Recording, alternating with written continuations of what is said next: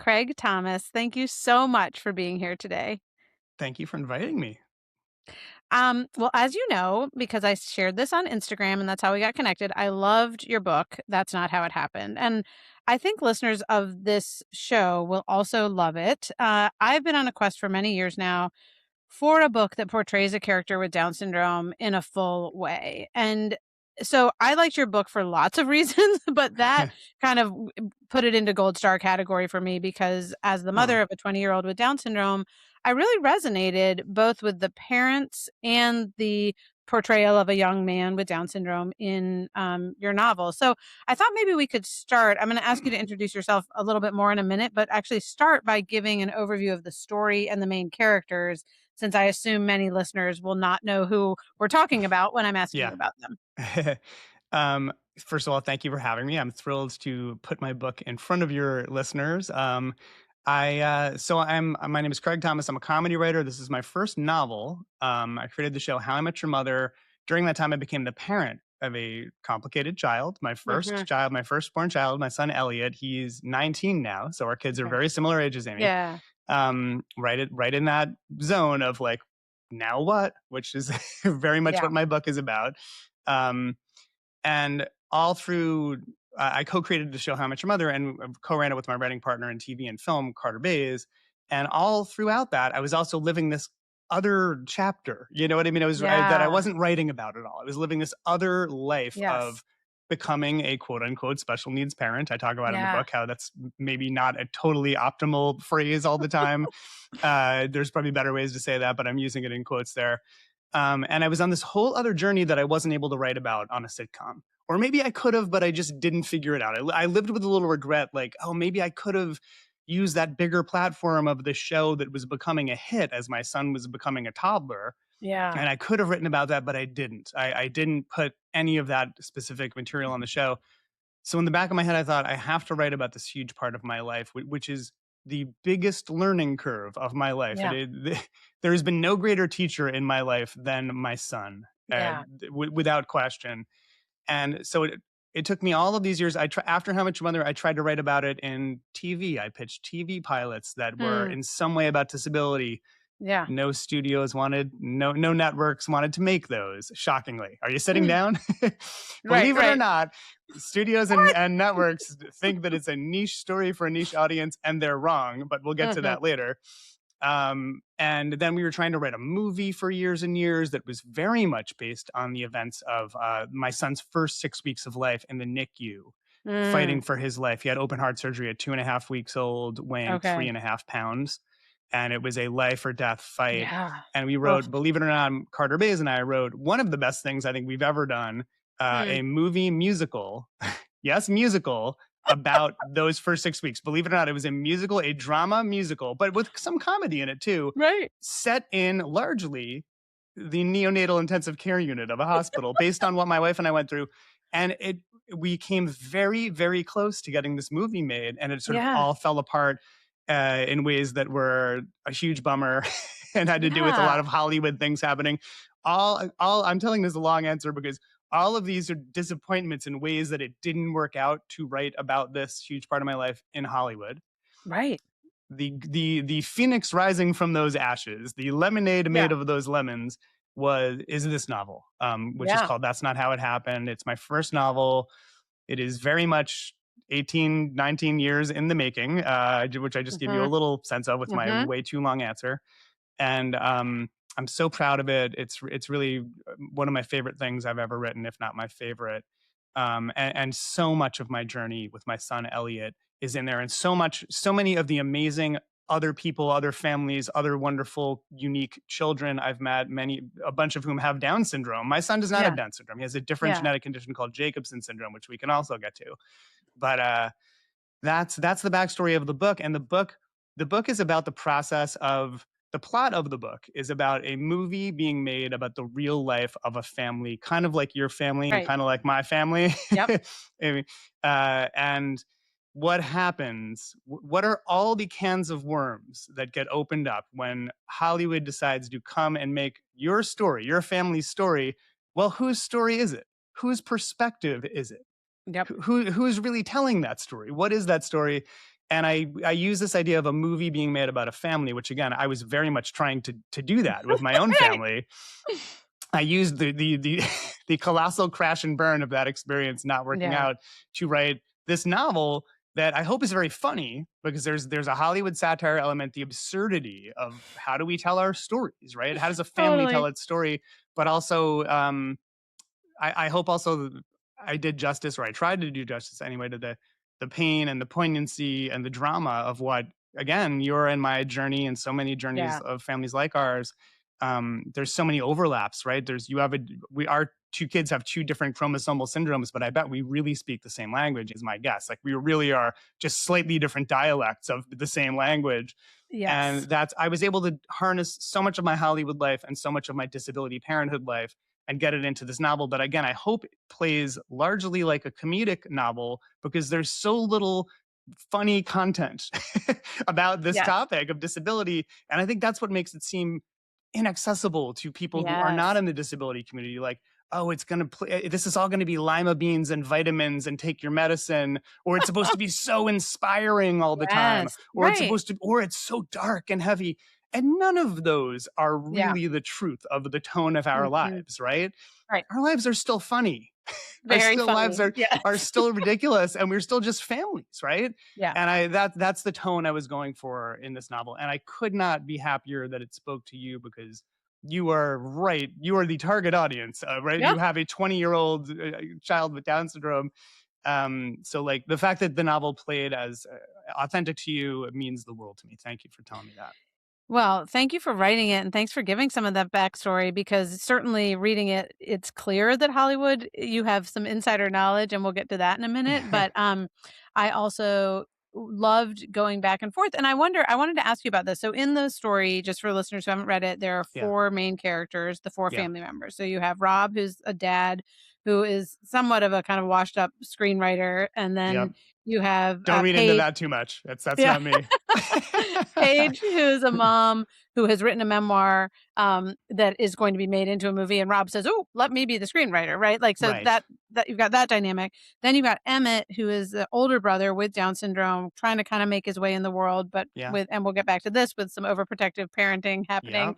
Yep. And then Darcy, who is a young woman, teenager in high school, senior year, also trying to figure out herself. So in some ways they are all coming of age, even though the parents are much older, there's Yeah. still that happening. Um, and each of those perspectives, on some level, you were taking a risk, in my view, as a writer, in saying, I'm sure all of us will let you be Rob, right? But like, and now I'm also, as a writer, going to write from the perspective of Right. a married woman, from the perspective of a young teenage girl, and the Yeah. perspective of someone with Down syndrome. So Yeah. I'm curious how it felt to take those risks of kind of telling those stories, and also whether fiction offered you something that nonfiction would not have in doing that. Yeah. No, great question. I think the greatest gift that reading and writing gives us is empathy, Mhm. and jumping into other people's shoes, right? Yeah. And so I had a lot of fun making Rob by far the most flawed character, the character closest to me. This is not my family Yeah. exactly. There are little echoes of all members of my family. My son Elliot, again, just turned 19. My daughter Celia is 10, Yeah. but there's a little bit of all of us in all of these characters. But it was fun to take the character closest to me and make him the most absurd and flawed, and he's Yeah. creating the most problems.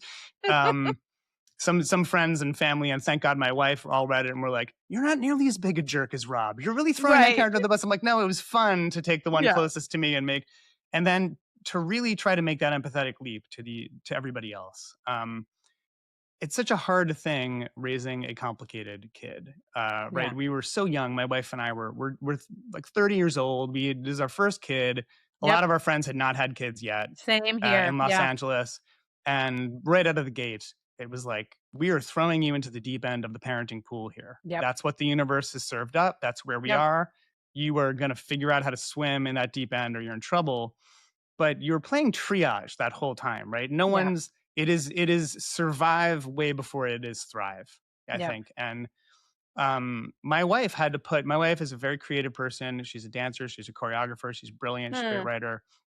She was teaching dance, and she had to put all of that so much more on hold than she had planned to be Yes. this disability supermom to keep our son alive at first. Mhm. That's not an exaggeration. Right. Um, and the way the sheet doesn't fit the bed in a family, right? And I my TV show was becoming a hit, and it was paying for our health insurance, and it was going to, if it Yeah. stayed a hit, hopefully pay for the enormously and overly expensive lifelong enterprise of raising a child and then a young adult or adult with a Yeah. disability. There are many flaws to to that in this country. I Yeah. don't think we've nailed that as a society, and it's really scary because you look ahead and you think this is not, well, 20, once you hit 21 you're on your own. It's like this is a lifelong endeavor, and Yeah. it is underfunded, and it's very complex, and there is this feeling that after a certain age we all call it the cliff, right? They turn 22 and we'll fall off a cliff. What's the rest of life? Yep. What do they do? How do we pay for it? How do you, like, all of these huge questions that we should really have better answers for, and that's part of what Mhm. I'm writing about in this book.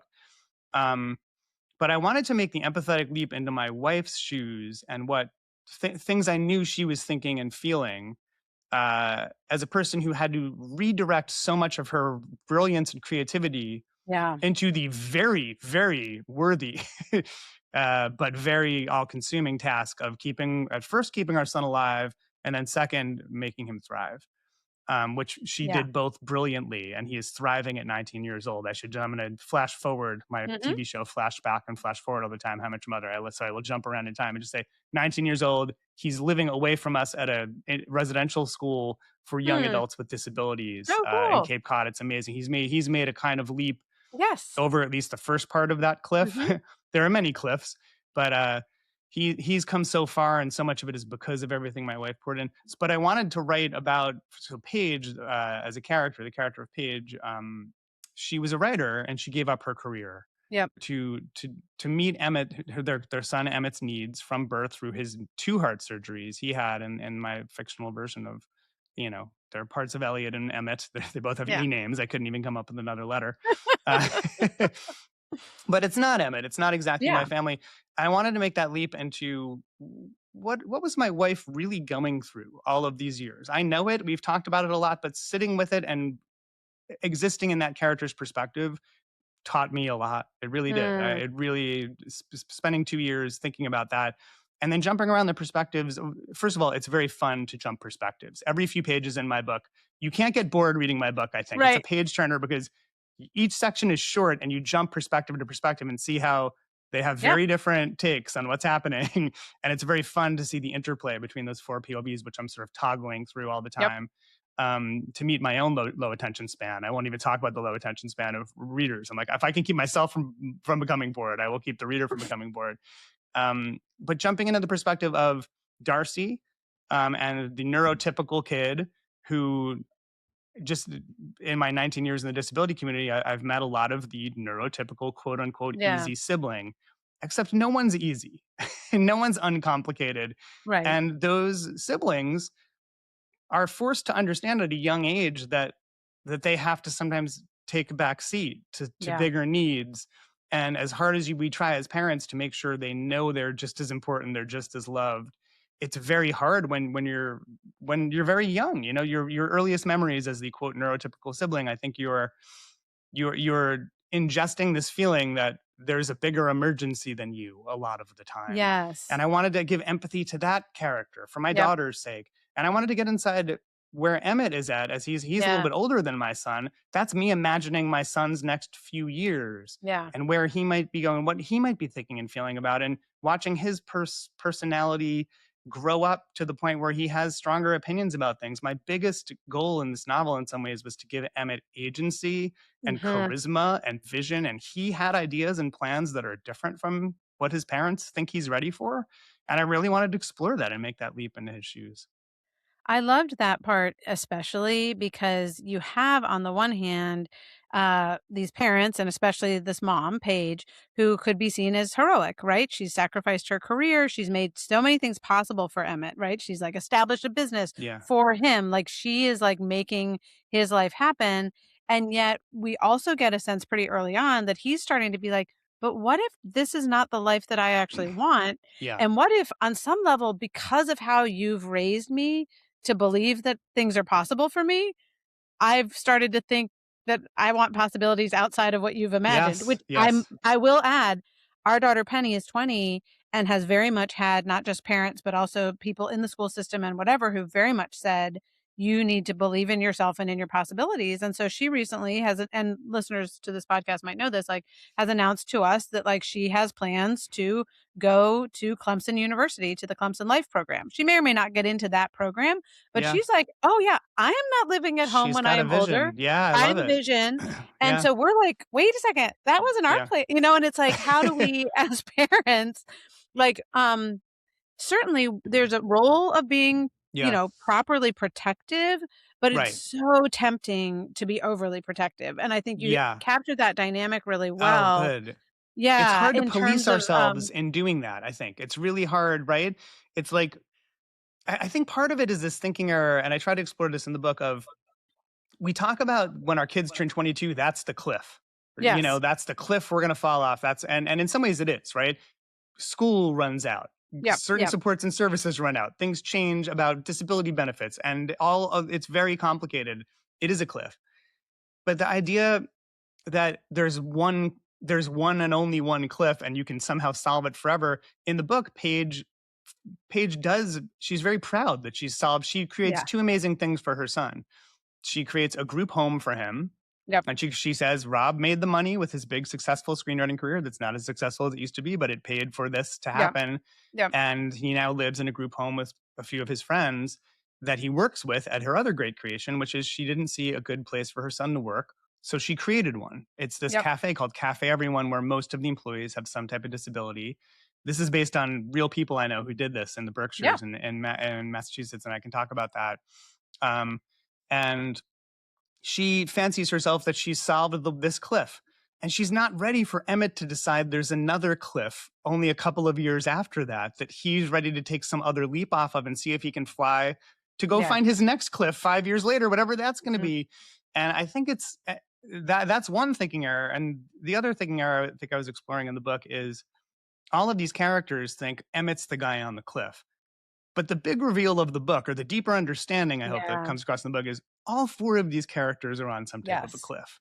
All of yes, them are at some identity inflection point, yeah, and it's just I was trying to capture the shared humanity. I think we can be so othering of disability in this culture. We can put it off in some other zone where it's like, well, this person with a disability really has this huge leap to make coming up. yeah, No. Our lives are all a series of leaps, and they keep going, and just when you think you solved one, there's another one coming coming down the pike to you faster than you thought. And that's what's happening here. Paige thinks, well, I've solved this. And Emmett has an idea that now complicates it. That his big idea is he wants to marry his girlfriend, whose name is yeah, Amy.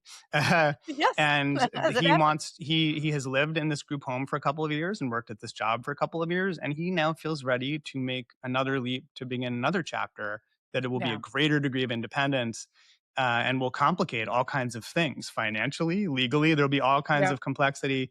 And Amy's mom and Emmett's parents, Rob and Paige, none of them think that they're these kids, and they keep on using the word kids, right, and they keep on having to catch themselves and say, "No, well, I know they're young adults," but right, they still see them as kids, which is really hard. yeah, And I think we probably both struggle with that too. I don't want to speak totally, for you, but I do. totally, And yeah, I was interested in how juicy and complicated that is, and how in the end we're all on our own cliffs. And I trying to erase the difference between the disabled character and the other characters yeah, who just say no, no, no, they're all just characters, and we all as people we're all the main character in our own story. The book is mhm, very much about storytelling and who right, has agency and who tells the story and whose story is it. And Emmett thinks it's his story, and he's right. right. Alright, so let's talk about storytelling. So, this is, okay, so Paige early on is talking about the movie that her husband Rob wrote, about kind of based on their own romance with Yeah, some tweaks.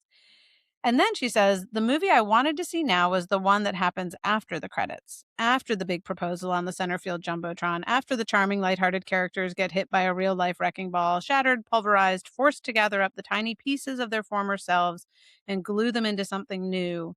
letting go forever of the perfect lives they'd planned on having. That's the movie I wanted to see. But Hollywood doesn't make that kind of movie. So I wrote it as a book instead. Yeah. So I just that's a little bit of a way into this conversation of what are the stories that we are willing to tell about family life with disability?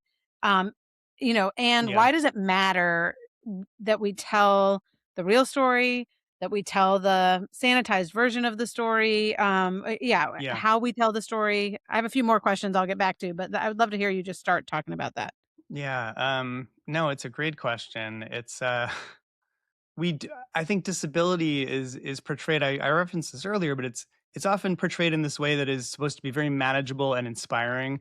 Look what this Yes. person has overcome. Have you seen that 30-second clip on Instagram as you scroll? It's a kid with Down syndrome scoring a touchdown. And it's like that is the allotted amount of disability most people might get in their day that Yeah. aren't Yeah. and whose lives aren't really touched by it. And it's like, oh, Totally. so disability is there. I did not coin this term, but that term inspiration porn, the idea Totally. that the way people who don't understand disability are supposed to be okay with it is that it's supposed to always be inspiring or Yeah. sweet or cute or touching. Yes. And then there's also this feeling that, um, well, I sent this manuscript. It's my first novel. I sent this manuscript to two different book agents, one of whom became my book agent and entirely got what the book was. And Yeah. it's been wonderful. And I couldn't be luckier that I found her. Mm. Unfortunately, I heard back from the other one first, and the other person did not understand this book. And I think this will help answer your question. I hope it Okay. does anyway. Here's the note that person who does not understand the disability Yeah. community, uh, she gave me this note on the book. She said, I just think the whole book plays too light because Emmett is too happy most of the time. Meaning, Which is so I interesting love in your terms face when I of, said that.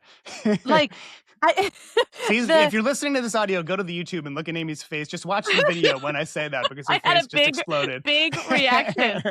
Because what's so great about Emmett is that he is, like, a lovely, happy person for Yeah. sure, and he has, like, very deep, real emotions, whether that's there's Yeah. Well, this whole thank thing you. about a video of him as a kid being upset Yes. that has but also in the real moment of, like, having this situation where he realizes that his parents are, like, micromanaging his life, and he doesn't Yeah. want that, and that his girlfriend's mom is doing the same thing. I mean, he is, like, Yeah. devastated, but in a Yes. Thank and you. again, in, like, this very appropriate way to his character. I mean, that's, like Yeah. And I and would, not to mention the idea of, like, playing it light, what you were saying earlier about just, like, we also have, like, it funny can also things be in our funny. Yes. families Yeah. and good, normal, like, just average interactions. Yeah. I don't know, that is really This is fascinating. what I Yeah. meant when I said I think we're conversant in the same language, even if there's slightly Right. different dialects. Mhm. Because everything you just said is how I felt. I felt so the manuscript wasn't that different than the finished novel. Right. The novel got better and better. It's my first book. I had a brilliant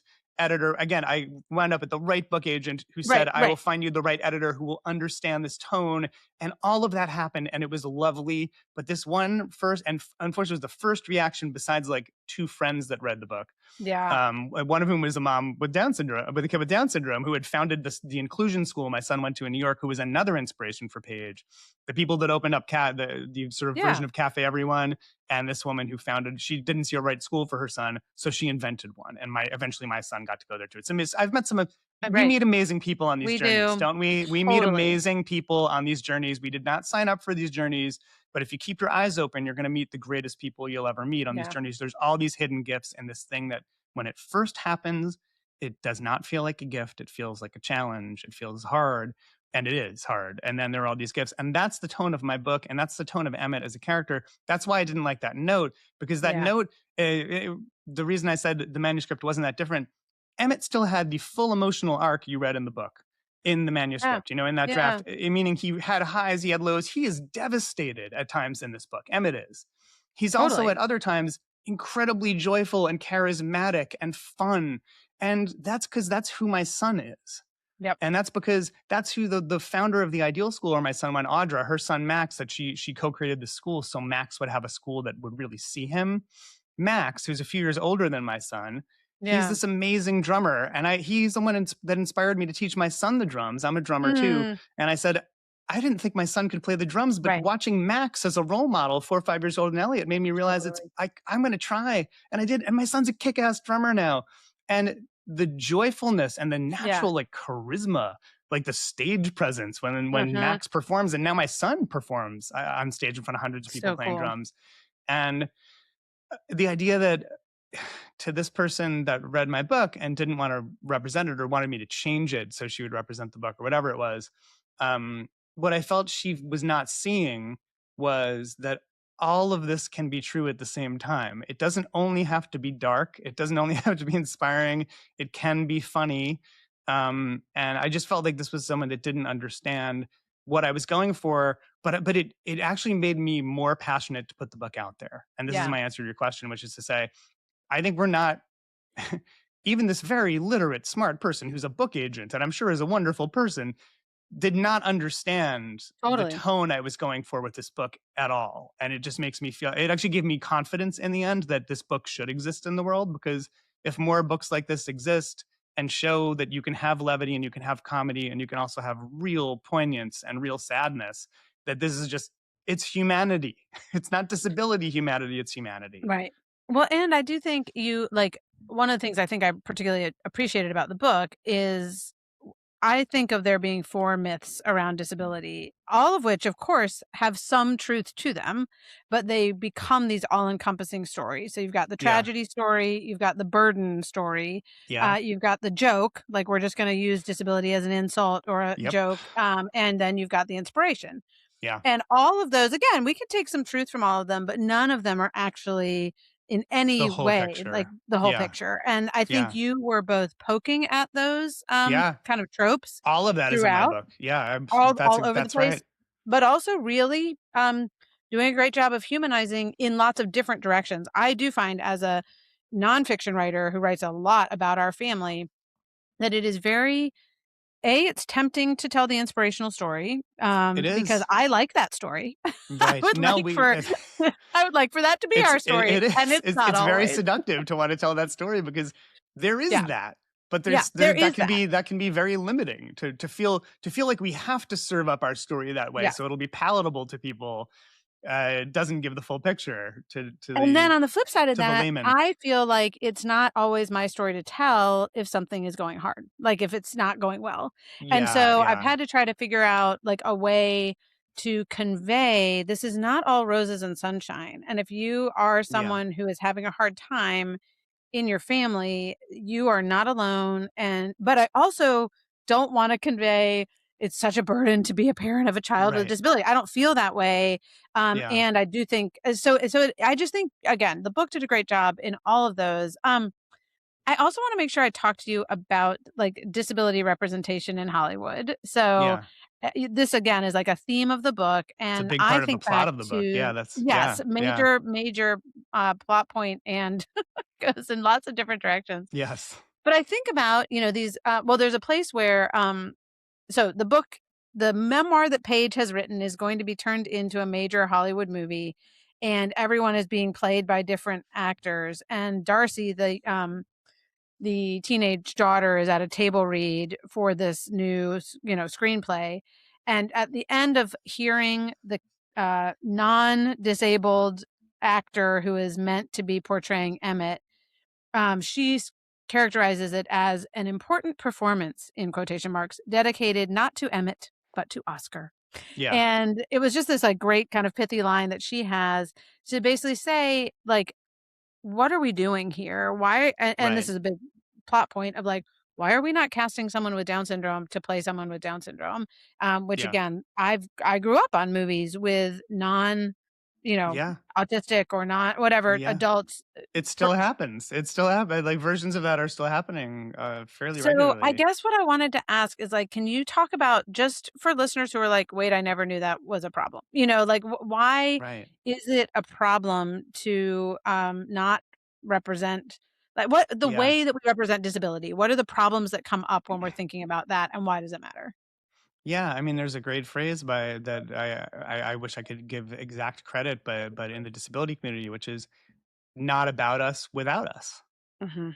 Um, that it's that simple. You know, if you're going to portray our stories, Yeah. Use artists that have disabilities. You can't portray someone visually that doesn't have that. You have to do it right. And without getting into the very many weeds of when I was trying to make a movie, about my inspired by my son's early days in life, there were characters in that movie who had disabilities, and there were discussions from the people financing the movie. And again, it all fell apart. An actor quit at the last minute. They're a very famous actor. You definitely know who she is. I'll tell you off mic maybe. Oh boy. I'm not quite bitter enough still to like name names on, Right. Yep. but Fair. I was very bitter at the moment a few, Yeah. 5 years ago when it fell apart, because we came insanely close to making this very unlikely but I think wonderful Right. movie. And an actor kind of acted out and quit on because of their own personal things. And we could never put it back together again. It was just one of those, like, it blew away like dandelion spores in the air. Yeah. But during that process where we were coming so close, we were about to go location scout in Vancouver to shoot. It was like we had money. There were Right. debates about casting certain fairly key roles that should have been people with disabilities, played by actors with people with disabilities, as perhaps with an actor that did not have a disability. Yeah. And it was amazing to me that this was, 4 or 5 years ago, and we're still in Yeah. this debate. And I was saying, no, no, it can't be that. And Yeah. the money people didn't understand that. Well, what if we cast an actor with a disability and it's a musical and they can't sing well enough? Said, no, no, it's going to be okay. They'll sing how they sing. And it's, Yeah. this is what the movie's about. And there were debates and arguments, and it wasn't easy. And again, it all kind of fell apart anyway. But it was that lodged in my brain is like, oh my God, it's the 2020s and we're still talking about this.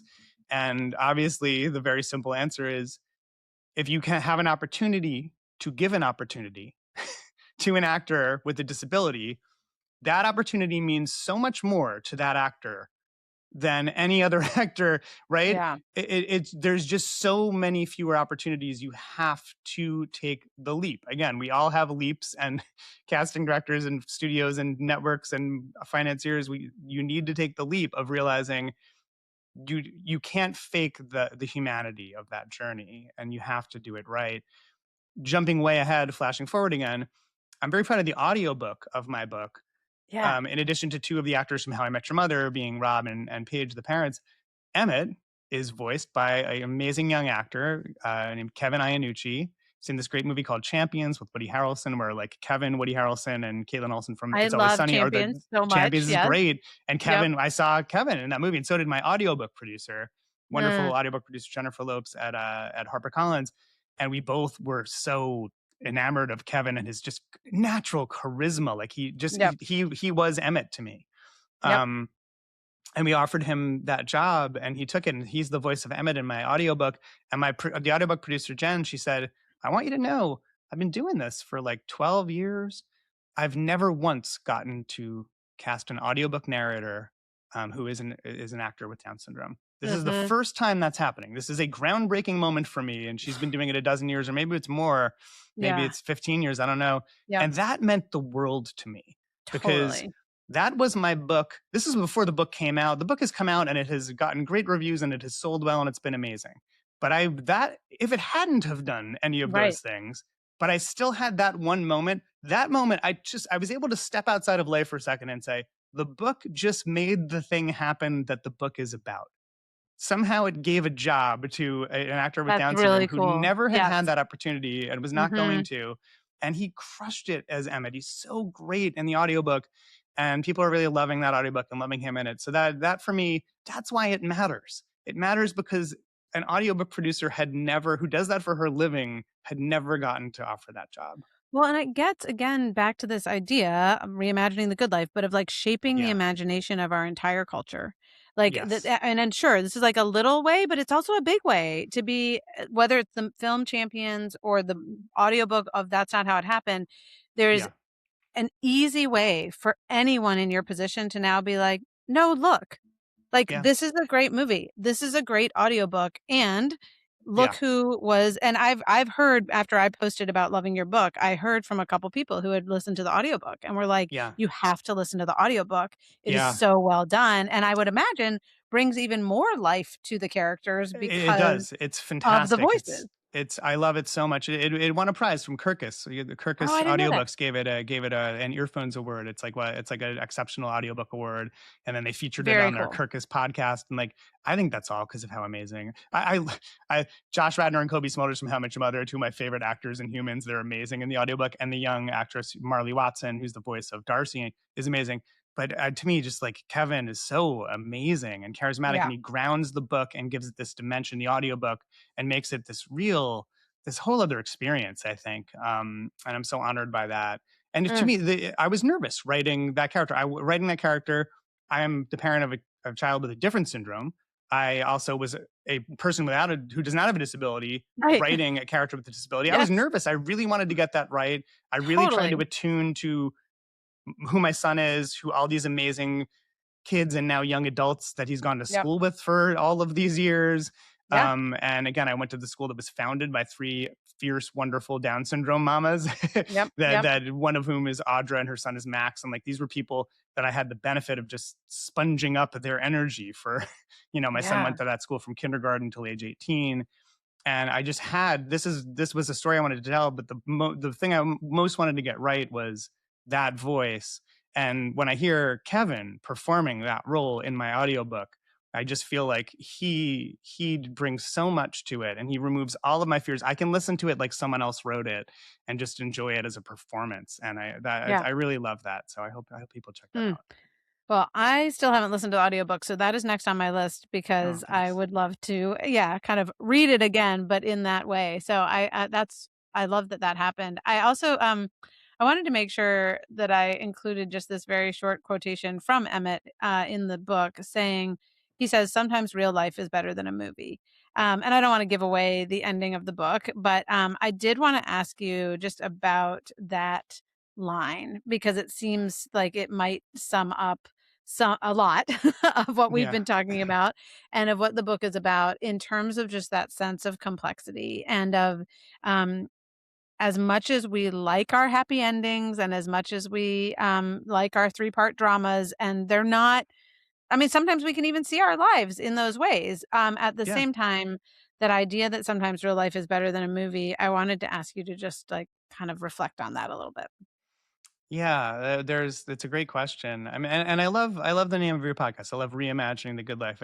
This is about reimagining. This book is Yeah. asking people to reimagine what life looks like for a young adult with disability, but what life looks like for everyone around them that helps Yes. create an inclusive space in the world for them, and then honors that space and takes the step back to let Rob and Paige need to take a step back and let Emmett explore the space they've created. They've created enough space that he's now creating his own space. He's going Yeah. Christopher Columbus on them, and he's starting to go sail the world. Yep. And it's reimagining is a very good verb, I think, for what we all need to Yeah. do.